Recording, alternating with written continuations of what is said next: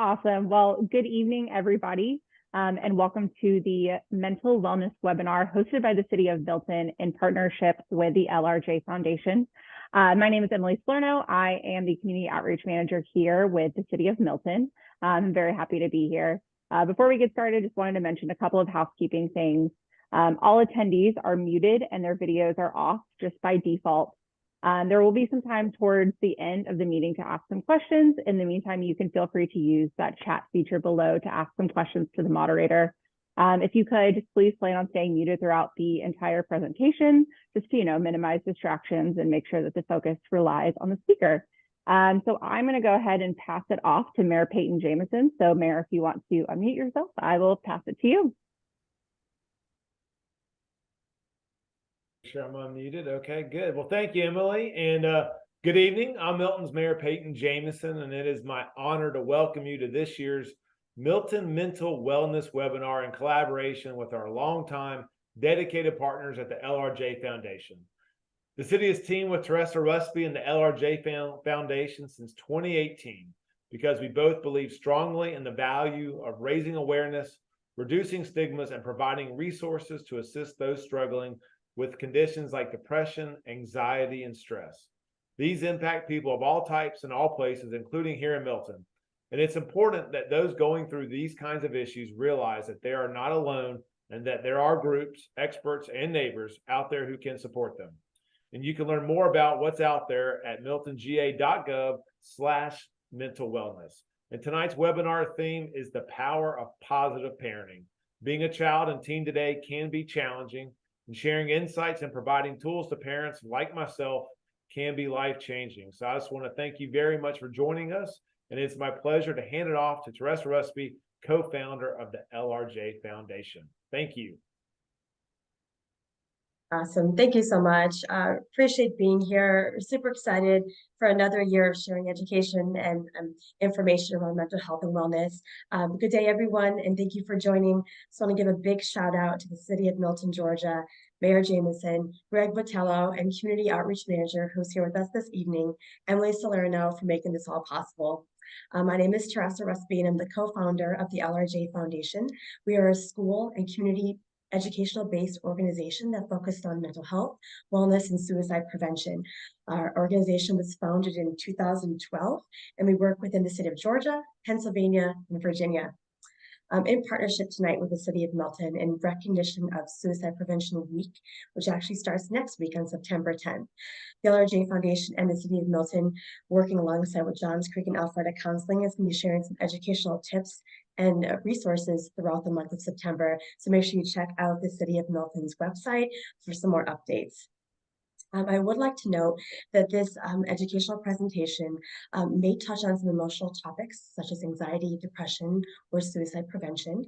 These discussions can increase some emotions, so just want to make sure that the webinar should be viewed by adults only, or if there's children, the adult may be present.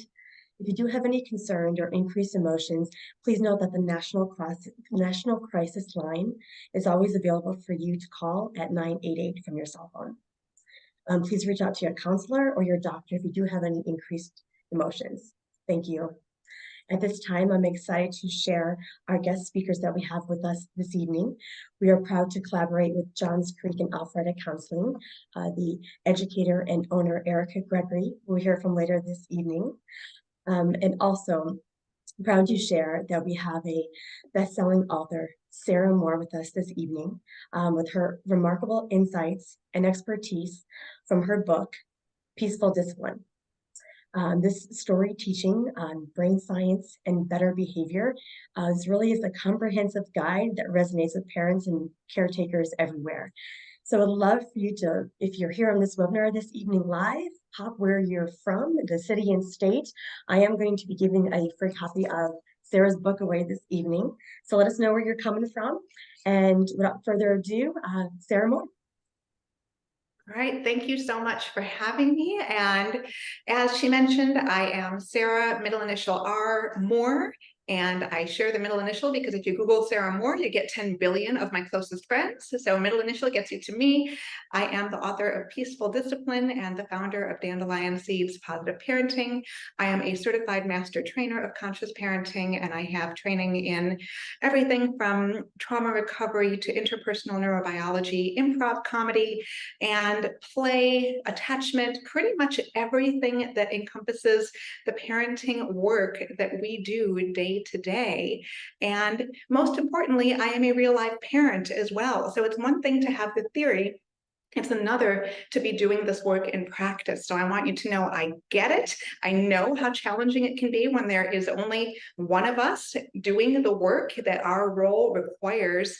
And above and beyond all that, I am so excited to be talking to the city of Milton because I have huge connections there. One of whom is my very own uncle, Paul Moore, who is watching right now. So hi, Uncle Paul. He's on your city council. And I have spent really all of my Christmases in my formative years in beautiful Milton and Alpharetta, and it's where probably 99% of my happiest childhood memories are rooted. So I have a very strong connection to your community, and I'm so thankful to be able to be here this evening with you. So back to the parenting piece, though. A couple of things that I am going to preface this with. As Teresa said a few minutes ago, emotion might come up. I'm not planning to talk about anything that should be too difficult, but that being said, you never know what is going to be a trigger, what might challenge you or whatever. So during this presentation, I invite you just to check in with your body. Many of us, when we feel stressed, tend to do very shallow breathing from about here to here. So make sure you're not holding your breath, wiggle your toes, do whatever it is that you need to do to feel grounded. And so with that in mind, let's talk a little bit about how to have more peace, joy, and connection in your parenting. Because at the end of the day, that's what we all want, whether our child is 2 months old, 12 years old, 22, or 102, we always want to feel like we have something good going on here. We want to be able to go to bed at night feeling like, I generally like my child, and my child generally likes me. Yes, it's messy and bumpy sometimes, but overall, things are pretty great between us. And I will tell you from a mental health perspective that there is nobody in the world more powerful than you to help influence your child's well-being, not only short-term, but also throughout their whole entire life. If they can develop a secure attachment with you when they are just a little kid, that gives them all sorts of protective measures later on in life. They are less likely to abuse substances. They are less likely to hang out with the wrong crowd, so to speak. They are less likely to engage in self-harm, whatever that may look like. And it all comes back to, do I have one adult who sees me, who gets me, who shows up for me, who validates my emotions, and who makes me feel like the sun rises and sets on my existence? It does not mean that our children need to think that we think they're perfect. In fact, I advise against that. I am a big fan of modelizing. There's a new word, I just made that up. Modeling and normalizing, that's what I combined, being very human. And that means we admit our mistakes, we fess up when we mess up. That's one of my favorite personal expressions, but we model how to be human, and we repair with our kids when we mess up. So when we repair and we say, I understand that I didn't do that thing perfectly, or maybe not even very well at all, and that thing might be that incident earlier today at the playground. It might be the first decade of your life. If we make an investment in bettering the relationship going forward, it is never too late to develop a secure attachment with your family of origin. And I'm sort of chuckling once again, talking about family of origin stuff, knowing my very own family of origin is right here in this room. So keep this between us, Uncle Paul, right? So anyway, how do we do that? Couple of ways that we can really lay the groundwork for this healthy connection-based relationship. First thing we can do, and I'm going to give you a couple of mantras to go through as we spend our time together this evening. First thing we can remember, and this is not my quote, this came from a whole lot of people at this point, so it's hard to say who the original source was, although I have tried to find out. But we have to remember that all behavior is communication. One of my favorite things about this quote is that it's true for all ages. So I'm going to make it very real. I don't know how old. In fact, if you want to, if anybody feels comfortable, stick the ages of your kids. You don't have to share any, in fact, please don't share any personal details above ages in the chat. But if you're comfortable sharing the ages of your kids, then I can tailor examples as I go through. And this is where my improv comedy training comes in, because I am talking about some of this stuff on the fly. So I see that we don't have any very little kids so far. So it's generally older kids. Let's say that, okay, so we've got a 4-year-old, but I'm going to choose something that is a fiery topic for many of us, and especially for some of the ages that I'm seeing in the chat here. And this is just for illustrative purposes. This is not a commentary on what is the biggest parenting challenge out there. But how about screens? I don't know about you, but screen time can be a big challenge for a whole lot of us. And let's say that it is a battle between you and your child. Maybe it is every once in a while, maybe it's on a regular basis. And again, I want you to take screens as the illustrative example, as opposed to the focus of the conversation, because if screens aren't an issue for you, swap that out and put in whatever resonates better for you. So let's say that you and your child have come up with some guidelines. Maybe you as the parent have said 1 hour max per day is all you're allowed. Next thing you know, your child is spending what feels like 20 hours a day on the screen. And understandably, you are frustrated because you thought you made yourself clear, and yet your child isn't doing the thing that you asked them to do. And it makes a lot of sense that if that frustration comes up in you, the frustration wants to come out of you as well.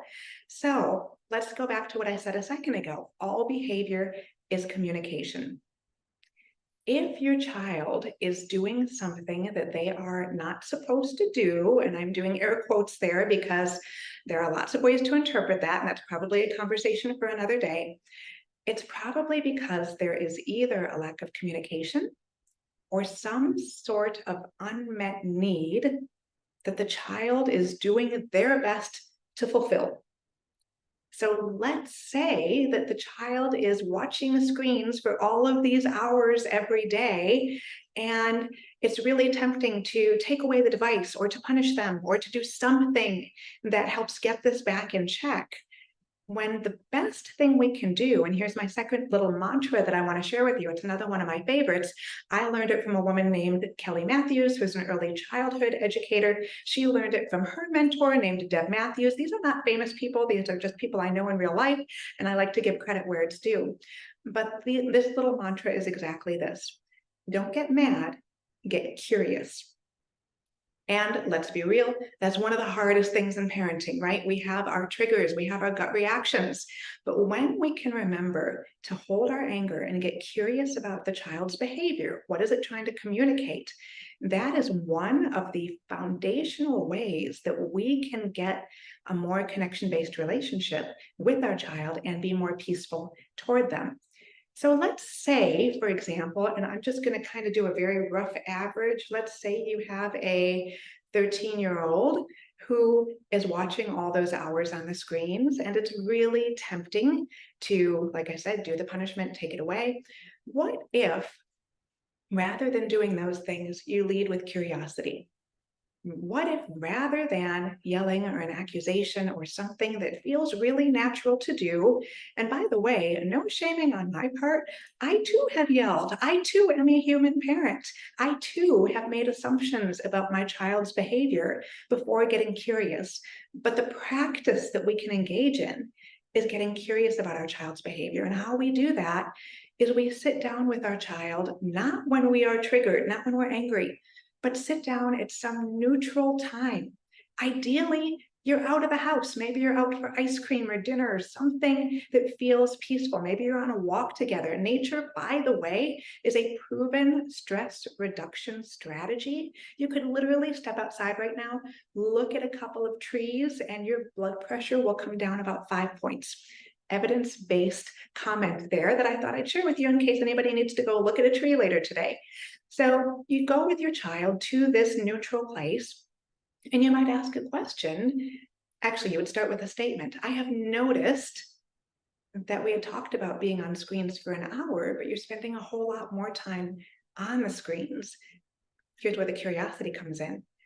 I'm curious what's going on for you. What is that like? Now, it is amazing how often, if children feel emotionally safe with us, and this might take time, particularly if we have a history of being a punitive parent, it might take time to build trust. But what if that child grows to trust you enough where they say in that moment, you know what, I have to tell you, I've been really lonely lately. Oh my goodness. If I punished my child, would that actually make them less lonely? Odds are good it wouldn't. If anything, it might isolate them more. So tell me more about that loneliness. And then together you can brainstorm a solution to the problem rather than simply punishing the behavior that you see. You often hear, particularly from good sources like the Gottman Institute, iceberg theory, right? We know that, although not so much this summer, but in theory, there are icebergs somewhere in the world. The tip of the iceberg is what we see, but there is so much more beneath the surface that we don't see. Well, our child's behavior is that tip of the iceberg.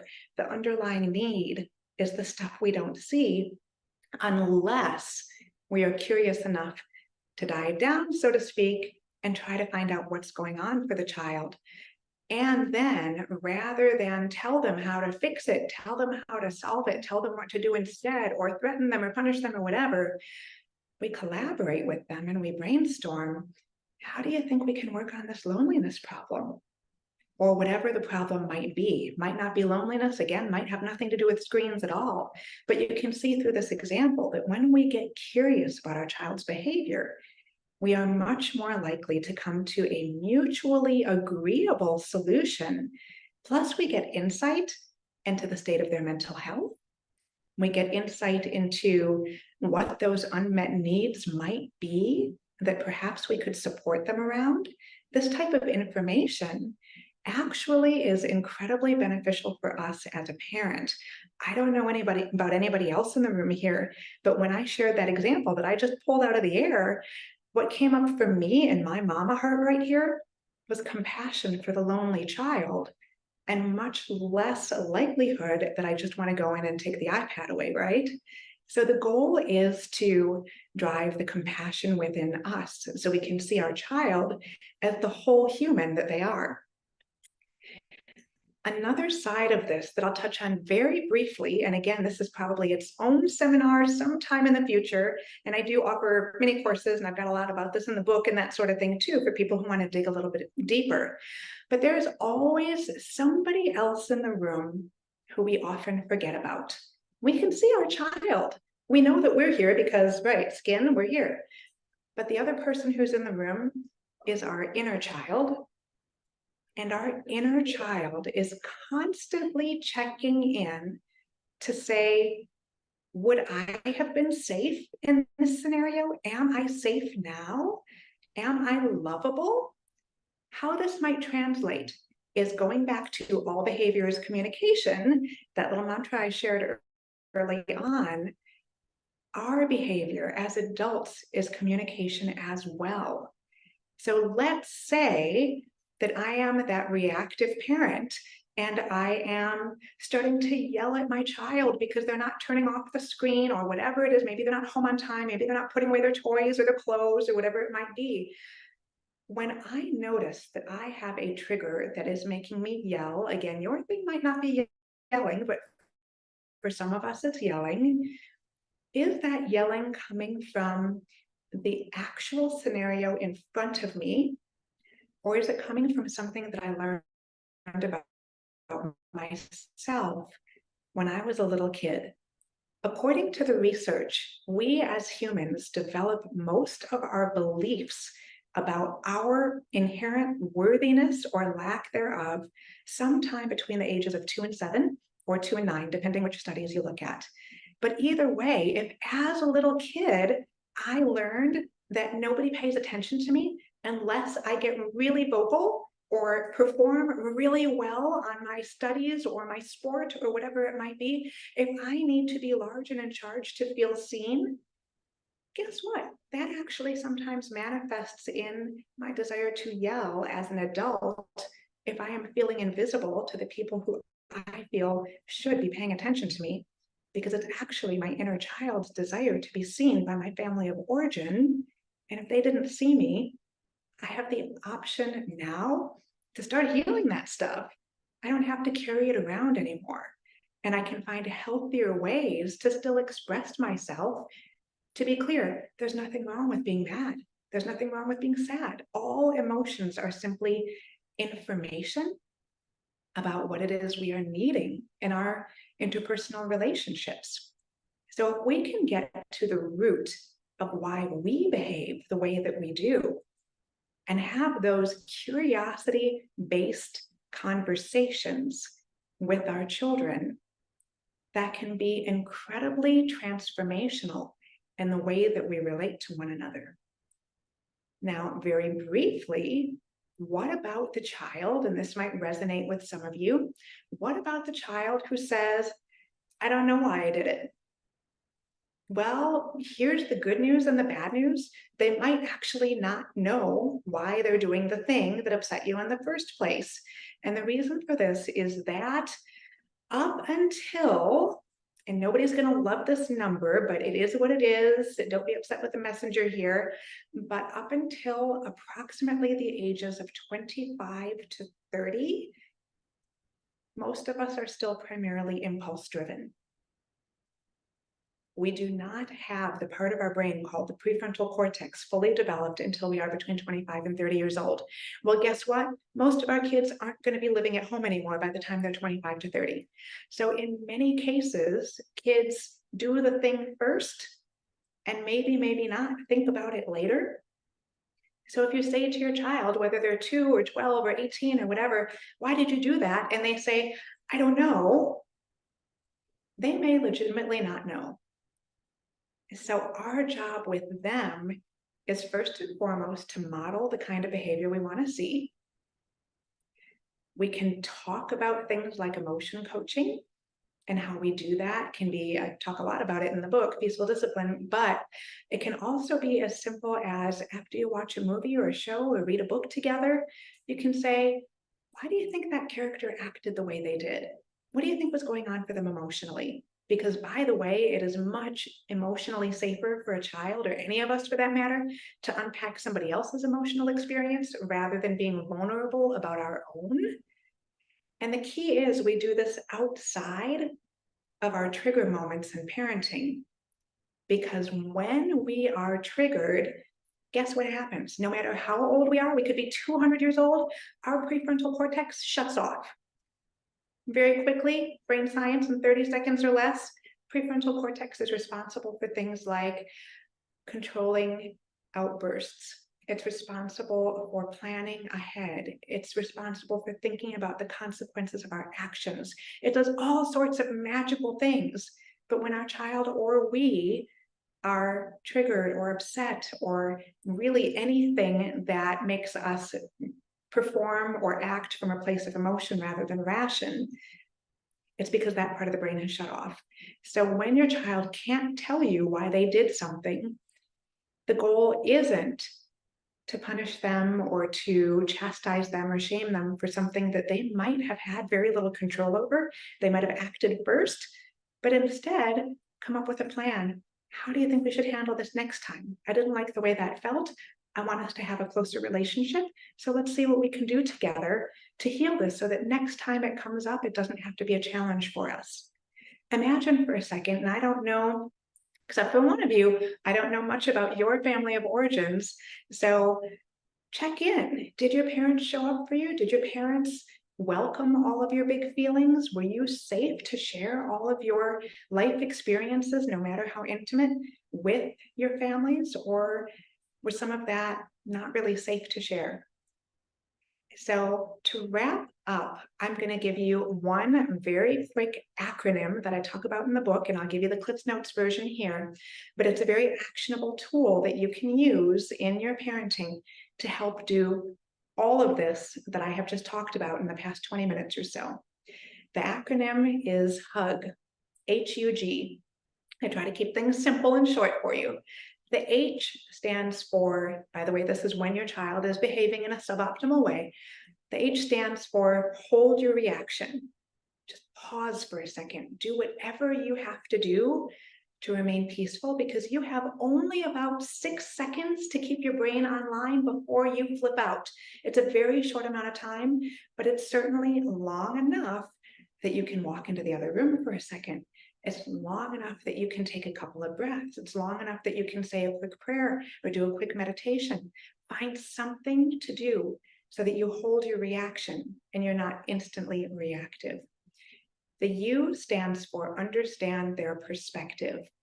That goes back to what I said before about don't get mad, get curious. Is it developmentally appropriate that your 4-year-old hasn't put away their toys? Yeah, it probably is. We might want them to put away their toys, but at 4, that's probably not a life skill that they really have yet. So we can check in and say, what is this like for my child? What's going on for them? Are they lonely with the screens? Dig deeper. And then the G, last but not least, stands for give them grace to be human. I don't know about you, but again, normalizing mistakes. I make mistakes every day. And if I had a parent living with me who came down hard on me for every mistake that I made, it would not make me want to go to that person when I mess up and confess to them and look for their support. It would make me want to shrink and hide from them. So my goal as a parent and as a coach and as an author is to say, let's be gentle with ourselves, especially our children and our inner child too, because we're all going to mess up, every single one of us. The question is, though, are we going to repair and make it right? Because we always have the power to do that. It is never too late. And there is always hope to build that secure attachment I talked about at the beginning. So with that, I could talk to you for the next 3 days, but I know we have another wonderful presenter here and I want to make sure to give her enough time. If anybody has questions, I welcome them briefly in the chat. Otherwise, you are welcome to contact me directly if you have questions. My socials are basically either, it's my name, Sarah R. Moore, or Dandelion Seeds Positive Parenting. My website's dandelionseeds.com. There is a hyphen, dandelion-seeds.com. You're welcome to contact me directly, and I do my best to get back to people because I'm real and you're real, and I like knowing real people. Any questions out there?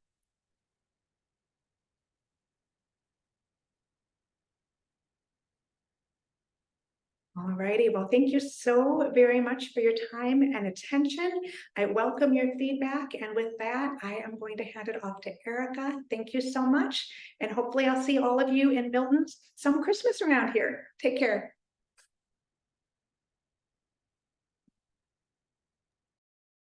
Hi, I'm Erica Gregory, and unlike Sarah, I'm going to do a PowerPoint. So I'm going to quickly pull that up here, close out the chats.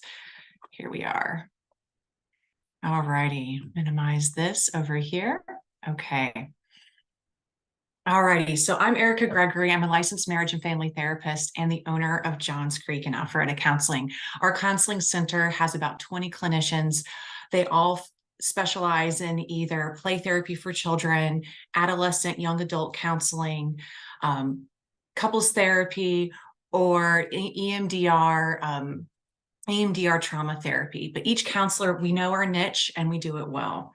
Me personally, I offer play therapy for children and couples therapy. And often when I'm doing an interview with a parent getting started with play therapy, Often my question I get or my request is, can you help me foster positive self-esteem or more confidence in my child? It's a question a lot of us have. It's a concern a lot of us share as parents. I'm a parent too of an 8 and 10-year-old. And I think it boils down to two things: purpose and fear. We all have that purpose as a parent, that role as a parent. We want to see our children succeed. We want to see them overcome. And as they go through life, it's not if, it's when they hit struggles. It's hard to witness. It's hard to see them get hurt, to see their feelings hurt, to see them fall down. This is what can trigger fear in us of, are we doing enough? Am I helping enough? But this fear, what it can inadvertently do is it can bring out the part in us. And I think Sarah spoke to this beautifully. It can bring out the part of us that gets in the way of that goal of seeing our children grow and succeed into independent adults. So today's topic, what I'm going to be talking and unpacking, is what's our role in that and how we show up for our children, and then fostering who our child is and leaning into who our, how our children's are, how our children are blossoming. But first, to get started with, let's speak about how that fear can get in the way, because how we assess what do our children have confidence is sometimes we see it through the lens of, are they popular? Do they have a lot of friends? Do they have a lot of social outlets? Do they make straight A's? Do they struggle in any part of school? However, when the goal is popularity, when the goal is to be liked by many, usually that's coming from more of an insecure place rather than a confident place of appeasing, pleasing, looking good to others, learning, what do you need? I'm going to do that for you so that you like me. And that's not being true to ourselves. That's not having self-confidence. That's not being grounded in our values and who we are. It's the quite opposite. And then if we're also performing to make those A's to look really good through performance, then that's fostering more insecurity, because it's more about how am I doing rather than who am I? And so these are two areas that we want to be careful in when we're assessing how are our children doing with their confidence. And so let's look at our role. That's what I'm going to unpack today, is 4 aspects of what our role is. And Sarah did a beautiful job unpacking relationship and discipline. And so I'm going to only touch on those lightly and speak a little more towards the vision and morality and our role in playing those out. So to get started with, I want you to take a moment to close your eyes and vision one of your children. Take a vision of one of your children at 25, 30, 35, a true and actualized adult. And if you have multiple children, pick one for this example. Picture them as an adult. Picture them successful. Do they have a family? What does their career look like? What does their home, their family look like? Take a moment to sit with this image and even write down some notes of what comes to mind when you picture this in your child.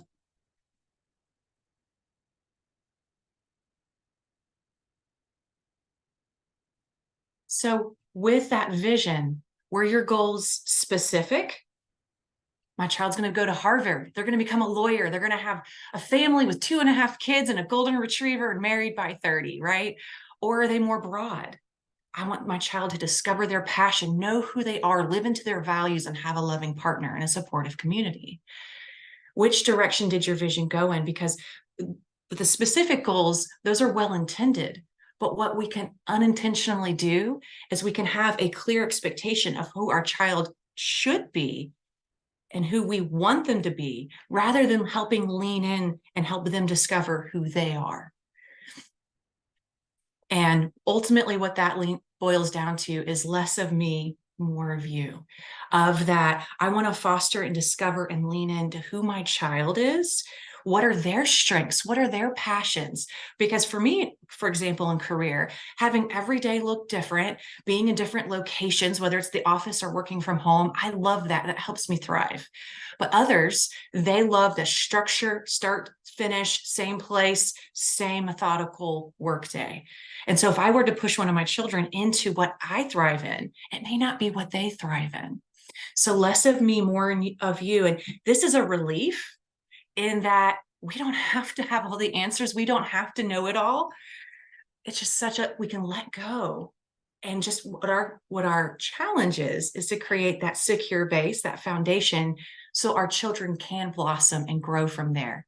And so what is our role in that? And we have to be careful with what our vision is, because if it is very specific, we may demonstrate disappointment if they're not going in the direction we think is best, rather than helping them discover the direction they think is best. I love this image of a father and helping his son ride a bike for the first time, because think about that positive confidence and self-esteem he's going to have when he masters riding a bike on his own, when he can take a few more extra risks and go down a hill quickly or go over curve and bump. And he may fall down a few times, especially when he takes off those training wheels. But what he's going to learn is how to get back up and what to not do and what to try harder. And so unless we let go, unless we give them room and space to develop their own vision, to find their own direction, what we're going to be doing is we're going to be unintentionally giving them covert messages of who you are, what you want isn't correct. Your preferences are wrong. And then that is what can erode a self-esteem in a child. So I'll use the example, if your child's an introvert and maybe they prefer one-on-one play with another child, they're not into the big crowd, or they prefer sitting at home and reading a book. And if the message inadvertently that you're giving them is, you're going to be happy when you have a lot of friends, then what they may get from that is, something's not right with me if I don't want that. And so that's what we have to be careful of with our messaging. And so shifting to discipline, and I'm going to only speak on this for just a moment. The word discipline comes from the Latin word to teach. So really reflecting on, when I give my child consequences, when I redirect my child, what are they learning? The fight flight response is what Sarah was unpacking nicely about. That's when we're reactive and impulsive, rather than our prefrontal cortex, which is thinking, planning, why did that happen? Why did I make that choice? And what we need to help our children do, especially in the younger years, is co-regulation of, I'm with you to help you calm down first, connect to redirect, so we can turn off that fight or flight reaction, so that we can actually teach them and actually help them learn how to manage their own body, how to make better decisions, because confidence comes from, I can trust myself. I can count on myself to make a good decision here. And that comes from trial and error and learning, and us slowing down, getting curious. I love that from Sarah. And reflecting with them, why did that happen and what are some solutions, so that they can grow and learn and make better choices. Discipline can be too much or too little. What I see, unfortunately, sometimes with too much discipline is rigidity, high expectations. And this is what I see happen with children. It starts with, I can never get it right, nothing's good enough, to what's the point of even trying, to a complete shutdown, I'm just a bad kid, and then they're having a discipline problem all over. And that's a breakdown of self, a breakdown of, I'm never going to be good enough, so why try? And so what we have to do is really work on that child, their self-esteem and who they are, and then helping with that balance of parenting. Too little is too much flexibility, too limited of boundaries. Find your own path. You can do this. Make your own choices. They need some guidance. They do need structure. And so it's giving them too much pressure at an unage appropriate time. And that can create a shutdown of, well, if no one else cares, neither do I. And then that can lead to a lot of poor decision-making in later adolescence, hanging out with the wrong crowd, things like that. Relationships, speaking on this shortly as well. I love this math problem. I'm a little bit of a math junkie. And so unconditional love, structure and boundaries, plus unstructured time, plus emotional attunement equals a secure relationship, a secure attachment, which is what Sarah was speaking to as well. Ultimately, over time, secure attachment creates a confident child. I know what healthy looks like in relationships. I am seen, I am understood, I am cared about. And so I can then, from that secure base, go and take more risks, take on more challenges, and follow my passions. So I'm going to break these 4 aspects down pretty quickly. Unconditional love is, no matter how many mistakes they may make, my heart still is there loving them. And this isn't something we speak out loud. This is more eye contact, body language of, I'm still here with you. I don't approve of maybe what you did, but you are still lovable. It's that you are a priority to me. You're precious to me. I give you my time. It's what she was talking about.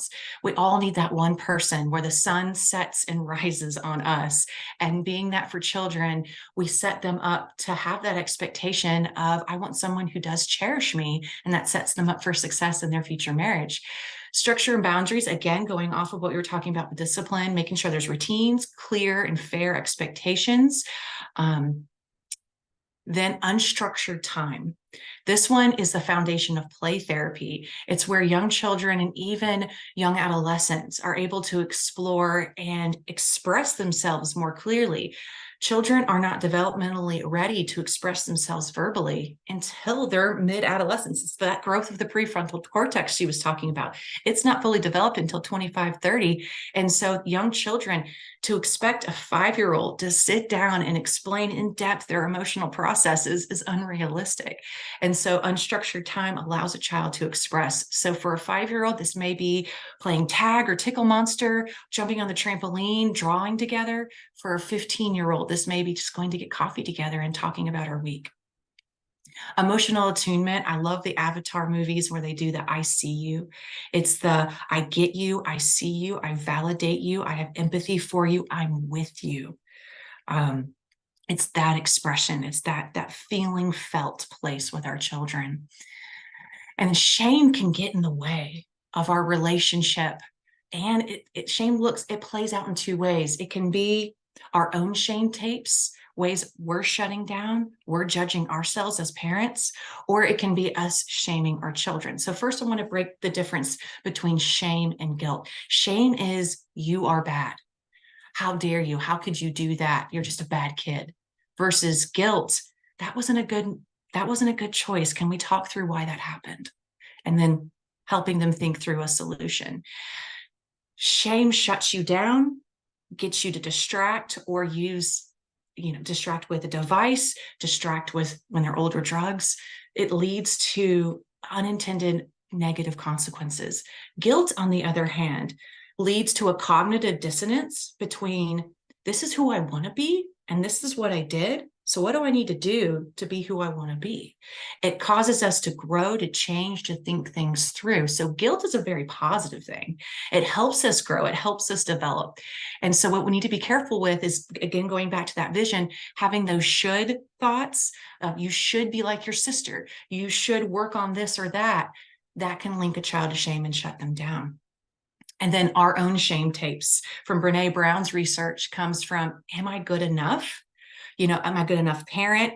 And then, or the shame tapes, I'm never enough homework time, sports, parenting books, giving them enough love. Or then the other side of that is, and who do you think you are? And that usually follows some kind of confident moment of, I'm going to be the coach, or I'm going to be the room mom. And then who do you think you are? You're going to mess that up. So it keeps us from engaging. So how shame can play out is, let's say your child hits another child on the playground, right? So if your shame tape is on, what can shut you down and keep you from that connect or redirect is fearing all the other parents' eyes of, they must think I'm a horrible parent. I need to really react to this, show that I care, get on top of my child, give them a harsh consequence to show I'm a good parent. Right. And so that comes from our own insecurity, our own need for approval from the eyes of the parents around us. Or if we shame our child, why did you do that? I can't believe you. Versus, hey, buddy, let's sit down. Let's calm down. What happened? Leaning in, getting curious. And so it's either going to shut us down or shut our child down, or both. And then that gets in the way of your relationship. And that gets in the way from them learning and developing that trust in themselves of, I know how I can manage my body. And that slowly develops. They need co-regulation all the way through adolescence. As they get older, they need us less, but we're still there. So again, that math equation of a positive relationship, I think it's just that important. And then the last piece I'll speak on is morality. Morality is knowing your why, knowing that right from wrong. If someone asks you, how do you do that? Or what do you do? It's very different than if they ask you, why do you do it? Why is a very emotionally evocative question and digs into us deeper. because it digs into our values and our core beliefs. It impacts our families and what we believe is right or wrong within our family systems. It gives us that purpose, that meaning, that direction. Morality is really important. Knowing your why is really important, because when things get hard and stressful, knowing your why, leaning in, it gets easier to push through because you know why you're doing it. You know the direction you're going in. And then also stress has some purpose and meaning to it, about our own personal growth, about whether our faith piece here. And then, so the real question is, what are your parental values? I always ask that question in my intakes. What are your parent values? So I can help honor those in the therapy process.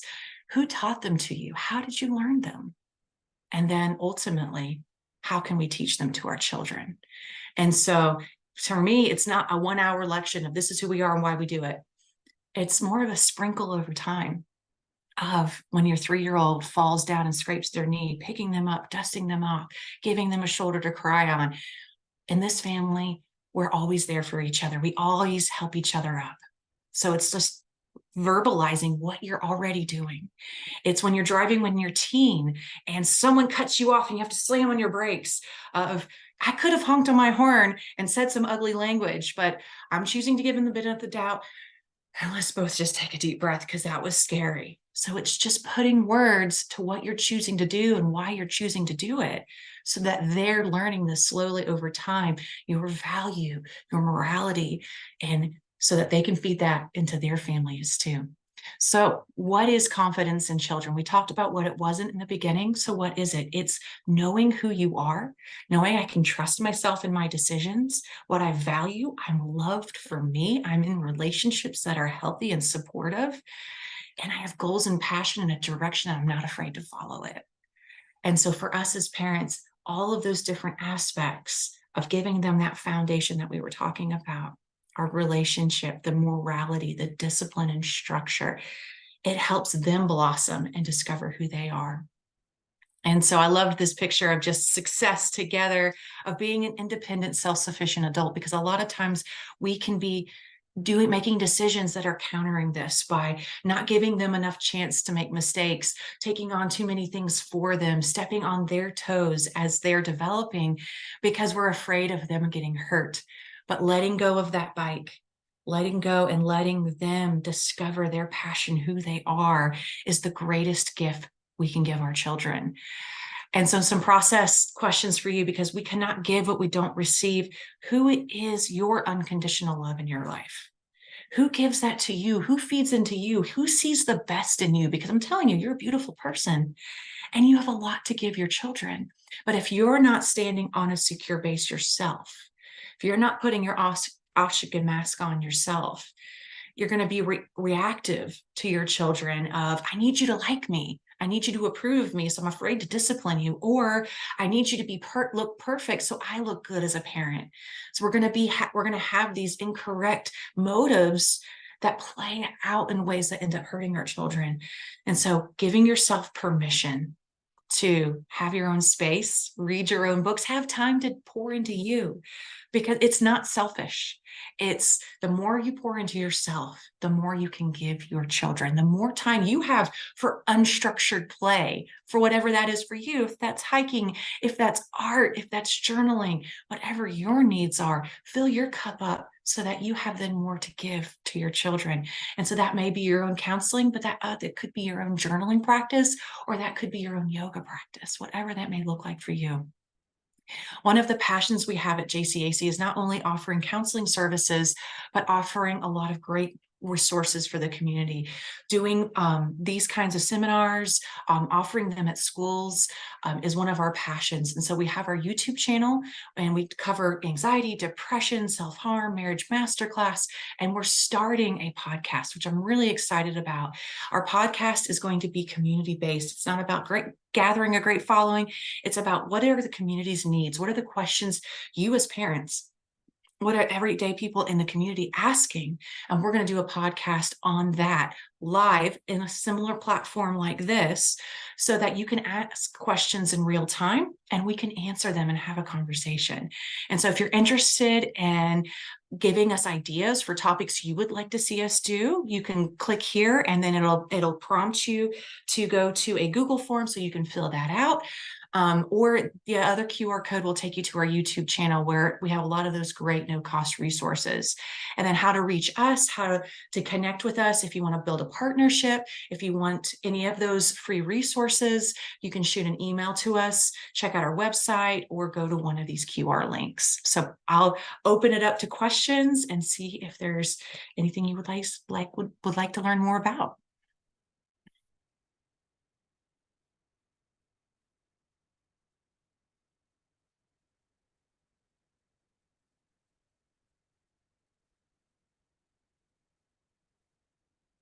It doesn't look like there's any here, so I will pass it off to whoever's next.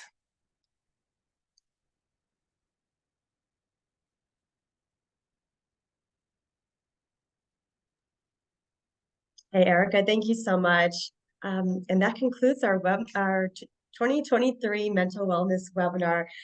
Sarah Moore and Erica Gregory, thank you so much for all this great insights and tips. I did pop a lot of information in the chat, and this will be recorded and posted on the Milton's website, so it'll be available to rehash all these great tips and conversations. So thanks for all of you that joined, and for those that will watch us in the future. Again, I'm Teresa with LRJ Foundation, and we wish you guys a great evening. And remember, mental health is health.